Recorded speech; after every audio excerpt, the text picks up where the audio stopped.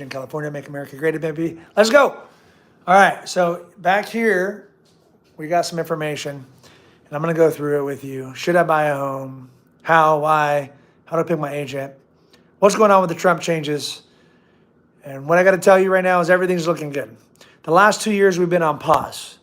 We've been on pause because 80% of people haven't bought a home that's been wanting to. And I know this because I've been on the phone with thousands and thousands of people, training people, teaching people how to invest, how to leverage, how to pull money out, how to buy their first home, how to sell real estate. So I don't know how to do anything slow. So I do things very quickly. So I'm going to slow down for just a minute. And I'm going to tell you my notes. Interest rates. You got interest rates, the myth. Everybody thinks they're high. They're not high, boys and girls. They've been low for so long, which made the market amazing after the crash of '07, which will never happen again. Something else might happen, like robots take over all the jobs. Maybe that. But other than that, we'll talk about that on another show. So you got interest rates.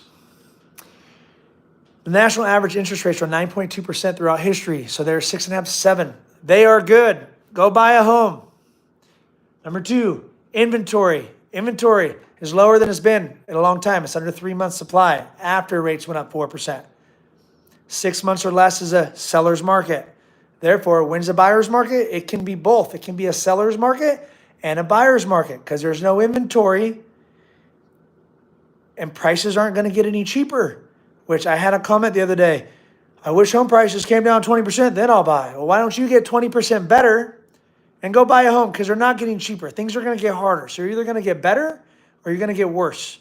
But not doing something just because it doesn't feel good doesn't make it right. So do the hard. If you do the hard work, your life will be easy. If you do the easy work, your life will be hard. I say this all out of passion and love because I truly wanted to get financially free because I grew up poor and I did it by the age of 35 to 38. Kind of depends there. It's really 38, but 35 I could have done it if I worked on my mindset. I just didn't know I was free, but I was. Nationally, the need for inventory is under, man, I'm all over.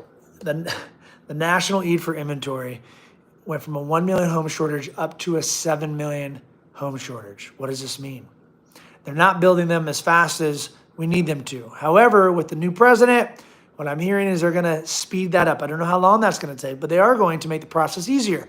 They're going to streamline things. He's already cutting billions of dollars that have been being spent on stuff that shouldn't have been spent. So he's moving pretty quick from my knowledge in 1 month.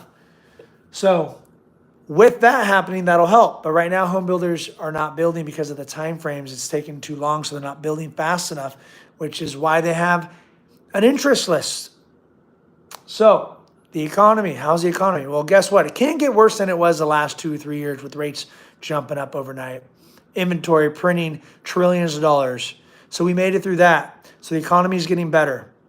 If the economy gets better, what happens when people start feeling better? They start buying homes. But now what's going to happen is the people that are making under $100,000 a year are going to get broke. $100,000 isn't going to be good money anymore. $200,000 will. If you have a household, cool. But if you're one person or if you're two people making $50,000, $60,000 each, it's going to get hard. You need to make more money. You need to buy more real estate. So if you're an average person with a house you bought 5, 10, 15 years ago, and you have a job, you're like, it's hard. I don't know what I'm going to do. Pull your money out, buy another house, buy 2, buy 3. That's what you need to do. Because if you don't do that, it's going to get harder. It's not going to get easier. You need to leverage. Either you got to come up and work more time, work double. You got to work 16 hours a day, which you can do if you need to. It's for another video. I'll tell you how to get financially free with income. But for right now,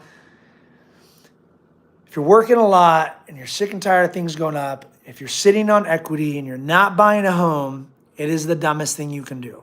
So you need to buy more property. Where else can you make $30,000 a year and hire a property manager and do absolutely nothing and make that kind of money? You can't. So if you're sitting on $100,000, $200,000, $300,000, do the math.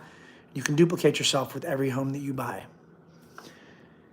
Change is coming. There's a lot of changes coming, and from what I've seen, they're all good changes. So I'm extremely happy, like most Americans that I've seen, are extremely happy with the changes, the tariffs, and everything that's going on.